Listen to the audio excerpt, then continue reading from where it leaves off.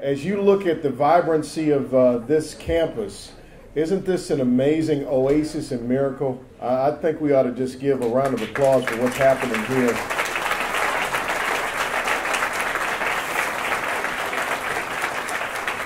Dr. Tillman and her team have done such a fabulous job. The second thing that I would like to note, State Representative Joe Armstrong and your wife, would you please stand up so we can see you?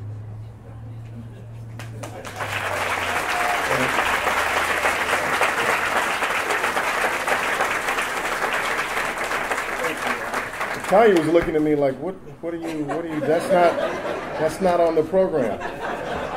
Let me explain. I wanted you to see that he's not dead. Normally when you name something after someone, they're dead. He's not.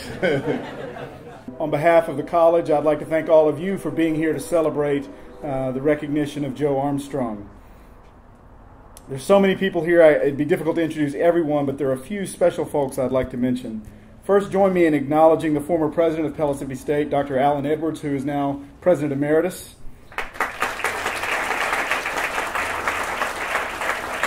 We'll have an opportunity to hear from Dr. Edwards in a few minutes. Please also join me in recognizing Monsignor Mankel, who is here today. He started as a student here at Catholic High School in 1949, I believe, served on the faculty, and then was principal when Pellissippi State acquired the Magnolia Avenue campus. So let's recognize him.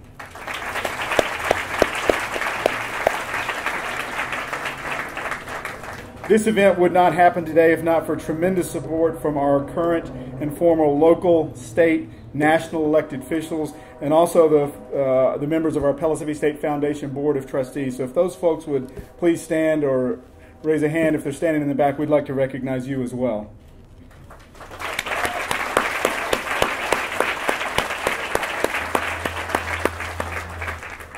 The Magnolia Avenue campus has undergone many changes over the course of the last 10 years. Barbara McMurray Architects won the American Institute of Architects 2010 Design Award with this renovation. The campus was just recognized last week by Keep Knoxville Beautiful with an Orchid Award. So please join me in congratulating Barbara McMurray for their redesign of this campus. Thank you, Chuck.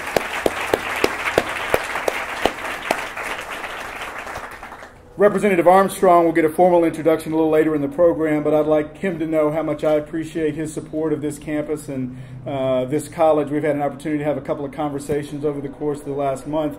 Very much look forward to continuing to work with him to make sure that this campus is all that it needs to be for this community. We're very proud of the relationship he's had with this campus and look forward to continuing that good work. It was a rather cold and dreary January morning, January 3rd, 2000, when two excited young women, Ronnie Chandler and yours truly, along with a crew of Pellissippi State technicians, entered a rather, at that time, unattractive, dusty building, which in a matter of a week and a half, in fact, would be converted into a center of higher education for a community who longed for the opportunities this facility would provide. In our first newsletter entitled Magnolia Avenue Campus, we noted our opening day, just 1.5 weeks, January 12th. Of course, as has been the case since we opened our building, construction has been ongoing, and as have we asked our faculty, staff, and students for the patience that they have been so willing to give. It took intense cleaning, cables, lines, phone lines, computer networks, stretched the building to create a communication and technology network that did not previously exist. New desks, tables, carpet, paint. By the first day of classes, we were ready to receive the 50 students who had enrolled in Magnolia that first semester. When I go back to the information, however, the data, actually 150 students enrolled that time, 123 registered on campus. By the 14th day, which is a critical day in terms of our funding, et cetera, there were 54 students left. It was a diverse class. It was students who were male and female, who were Caucasian and African American, who were young and who were more mature. We had a really good group of students, and 46% of 46 of that 54 went on to the next semester, able to go to the next level of classes. With the Director of Community Outreach in place, we were able to immediately inform the community of our presence in East Knoxville. Ronnie Chandler was that person. I don't know if Ronnie is here now. She was our outreach director. Jerry Hodges took her away from me. Our presence caught on quickly. By the fall, there were already 424 students who took at least one course at Magnolia. We offered 90 courses in 29 subject areas.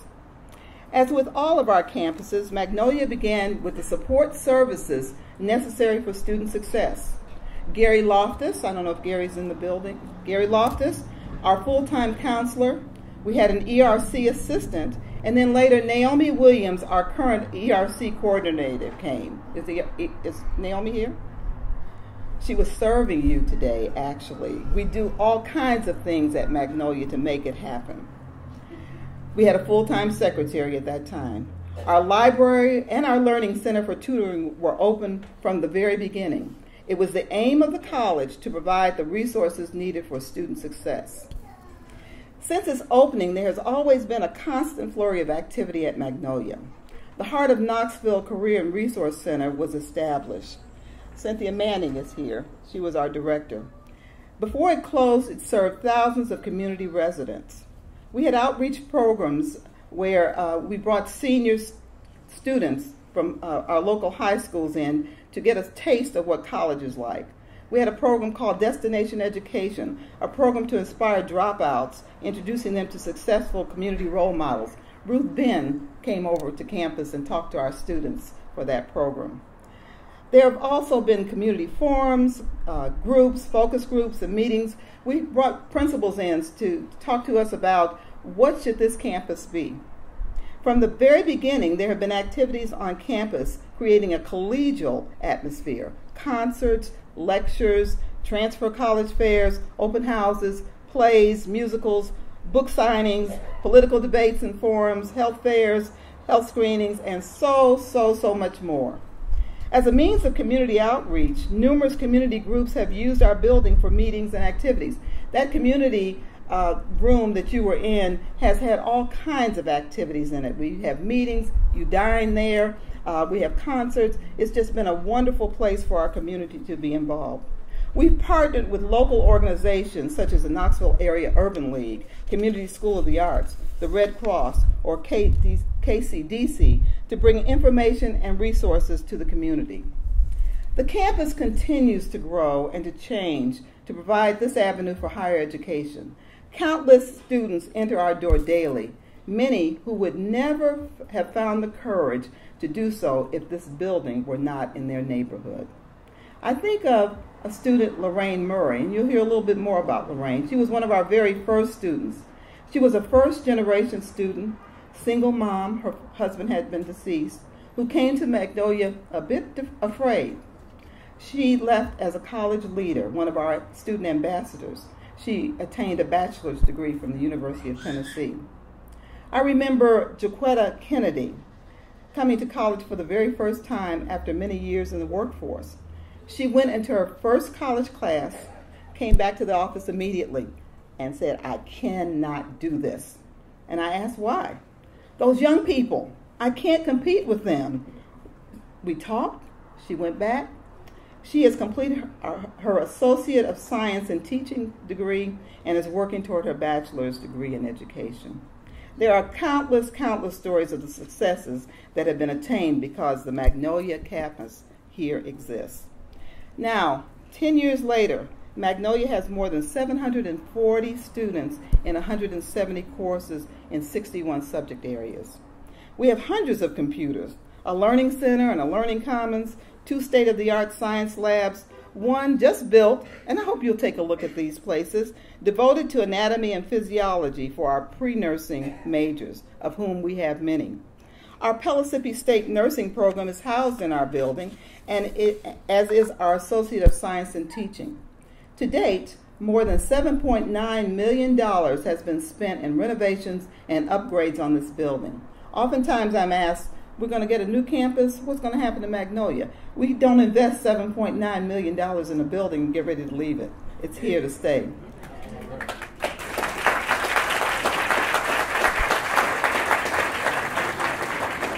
Last year, we had a record number of students who were able to graduate, having taken all of their courses at Magnolia. We are extremely proud of the progress that has been made and the future plans for this campus. But this progress has not been the sole effort of the college, but that of its friends like Representative Joe Armstrong. Many of the improvements in our building are the result of the interest and the efforts of Representative Armstrong. Our presence, you heard that, here at this building. Our facelift, how beautiful it is. Our parking lot, we don't have gravel. And much, much more can be attributed to efforts he has made on our behalf. Joe Armstrong was an advocate for the college having a nursing program long before the Tennessee Board of Regents agreed that we could have it. I've had numerous conversations with Representative Armstrong, and it usually ends with, Dean, what do we want to do next? What do you need? Our most recent conversations involve explorations of new technology-based programs and partnerships. I am so extremely grateful, as I know the college family is, for the support of our friend. Much of our work here would not have happened without you. Thank you so much. You know, it's sometimes so easy to be satisfied with the status quo. I know I am some days. It's just easy to live with what's happening and enjoy it and appreciate it and get into the routine. It's so much harder to change and to do things differently or to do them better. You know, it's just not only harder, sometimes it's risky to change and do things, and sometimes you make people mad when you start trying to change the status quo. Well, that's where Joe Armstrong comes in, because Joe never has been satisfied with the status quo. I found that out early on because, as Dean Tillman was saying earlier, one of the questions I always got when I talked with Joe Armstrong was, what can I do to help make it better? And I got that. I get it today. What can I do to help make this better? What do you need? And just when I'm thinking about, well, things are pretty good out at Magnolia Avenue or things are pretty good at Pellissippi State, I have to go back and figure out, well, what can I do to help make things better? Because I need to go tell Joe Armstrong.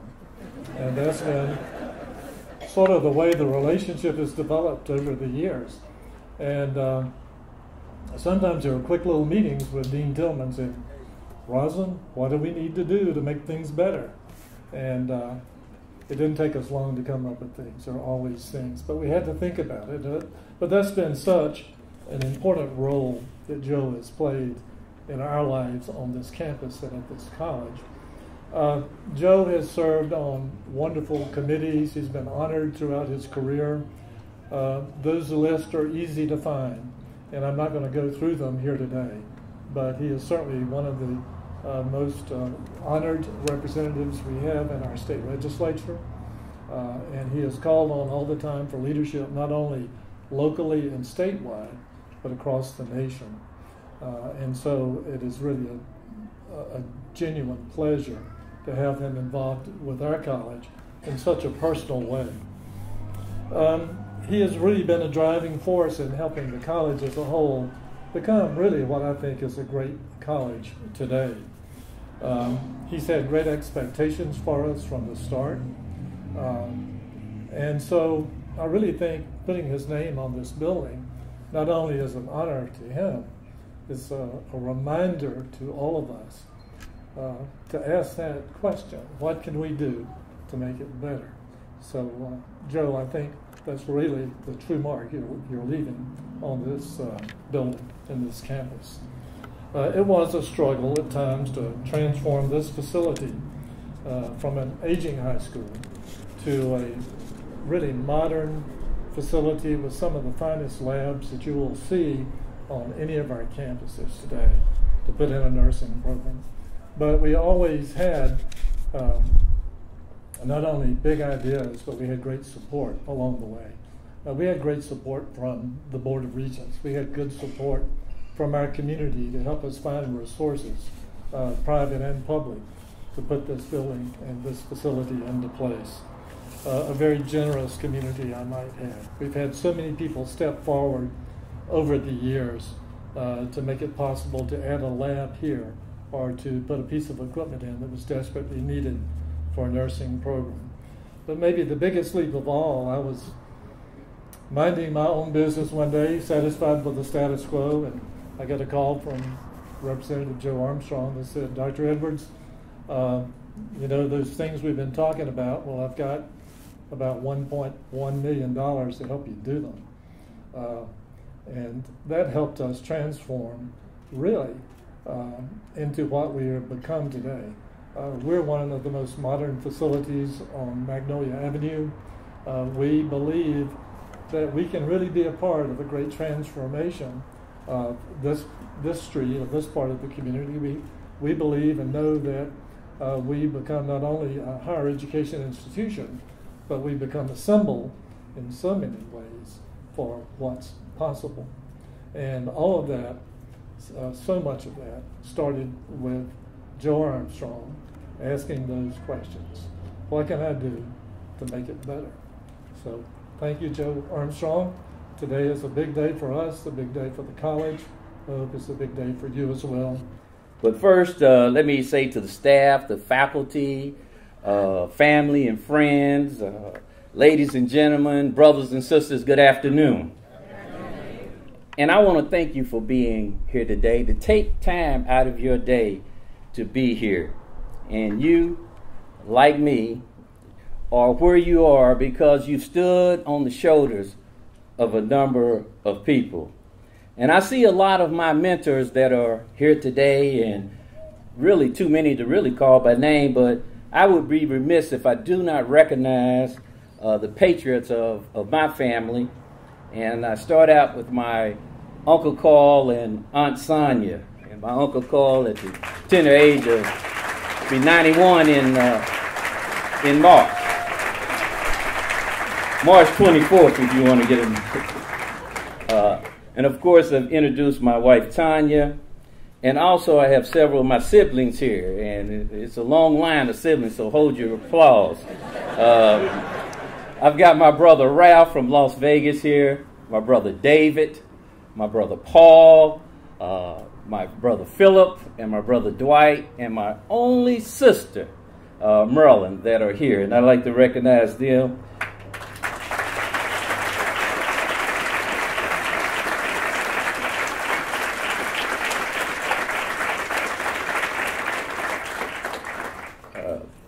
And also representing my late brother is his nephew, is my nephew, and his son Ronald that is with us. And also,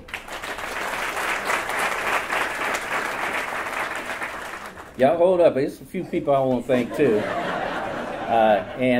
You know, I used to have a head full of hair before I started the legislature, and as you can tell, it wasn't all the legislature.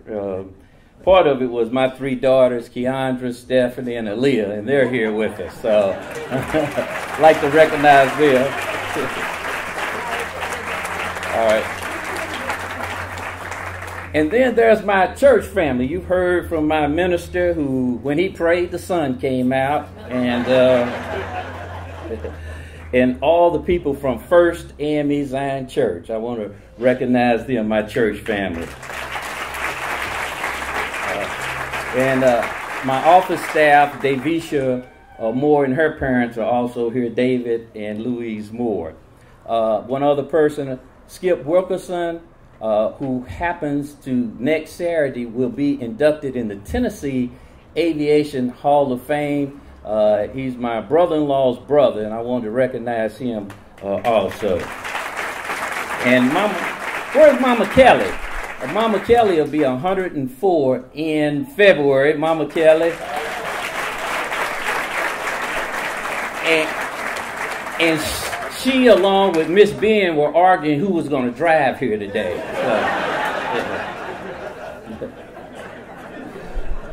But I have my political family because 2001 represents 30 years in the political arena. And there are many friends politically that have guided me and helped me along the way. And if I start naming political friends that have carried me, it's too numerous to identify.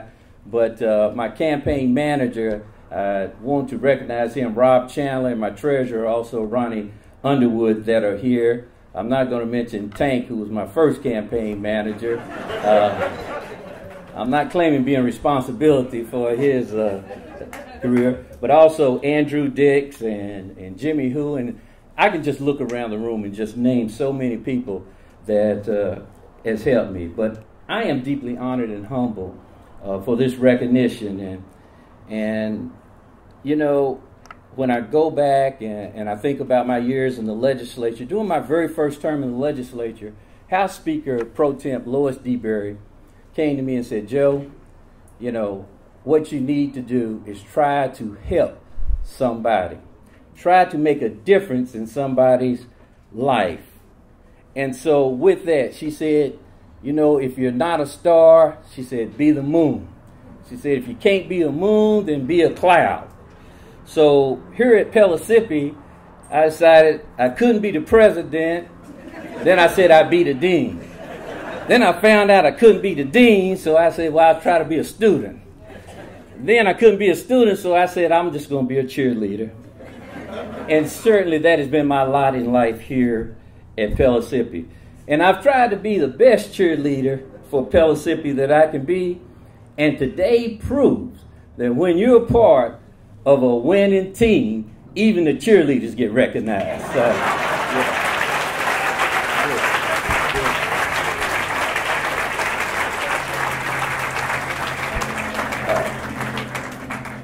I see my county mayor back there with his lovely wife.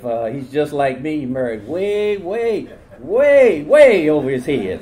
So, and everybody knows that, Allison. You hear that every day. But certainly, let me say, this dedication is not about me. It's about the commitment of the governor, the Board of Regents, the faculty and staff, and the board at Pellissippi State, that they have made a commitment toward this community and the next generation. You know, anchoring this institution where students from this and surrounding counties can come and continue to uplift themselves through scholarship and perseverance. You know, this location will help preserve and expand the economic vitality of the corridor from Hall of Fame Drive to our west to I-40 to our east. And my hope is that we continue to grow the footprint of this institution and attract students that will continue to live the legacy of making a difference in someone's life. A year and a half ago, I had the great pleasure of delivering the commencement address, and the makeup of the graduating class represented a rainbow of ages and ethnicities. The class had several graduates that were grandparents and people from all walks of life, and some representing the first in their families to get a degree. One graduate from this particular campus, Chuck, has extended himself throughout the community, improving his neighborhood, working from Cecil Street, Chestnut Ridge, and also he's run for public office.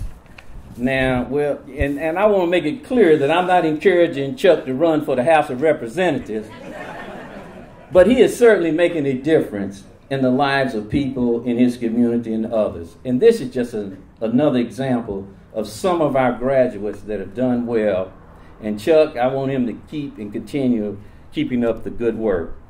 And I say to our students that public service is a challenging call, as many people in this room knows. A lot of times I wonder, if I've traveled the right road. But when I look out at you today, I know that that choice was not mine. That choice was yours with the blessings of the Almighty up above. Thank you. I'd like to ask the faculty and staff at Pellissippi State if you just kind of raise your hand. I don't imagine any of you are standing, but these are the folks who work at Magnolia Avenue campus and throughout the college. They do the great work in our community, so I'd like to ask you to help me thank them for what they do.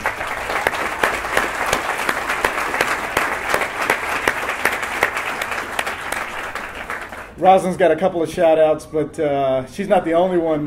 Joe, you're not the only one that says, what are we going to do next at Magnolia Avenue campus? Every time I come over to visit or have lunch with Rosalind or get a chance to spend time with her students, we always end up with a conversation about, well, what are we going to do next? We've been on this campus for 11 years.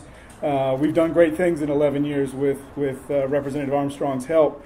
But this is just the beginning. We're just getting started in the work we're going to do in this community. So I thank you for coming out and showing support for what we have done and what we will do, because we are just getting started with our work. So thank you, Rosalind. Thank you, Joe. Thank you for being here and supporting us. I think all we have left to do is to make this official. So let's do that. During the fall of 2010, a committee was created to discuss naming the Magnolia Avenue campus in Joe Armstrong's honor. The naming committee felt Representative Armstrong had made a tremendous impact on this campus and this community. Dr. Allen Edwards sent a recommendation to the Tennessee Board of Regents, who voted in December of 2010 to officially enable the college to name this building in honor of Joe Armstrong. As the president of Pellissippi State Community College, I am honored to say that from this day forward, when we come on the Magnolia Avenue campus and walk through those doors, we will be entering the Joe Armstrong building. Thank you, Joe.